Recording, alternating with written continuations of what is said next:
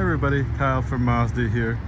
As you can see, there's a lot of different sizes and shapes of Mazdas to choose from, but there are three in particular I want to bring your attention to.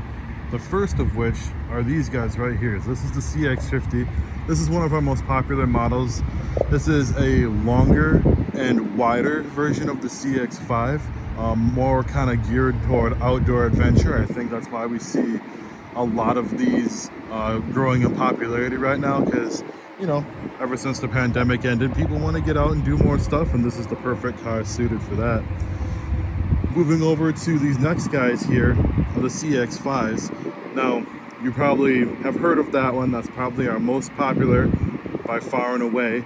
Just a happy size for a lot of people, really well equipped. And then the next one over here is the CX-30, just a little bit smaller yet. This is our crossover vehicle. Perfect for if it's just you and a dog, or don't need a lot of space, or have a small family.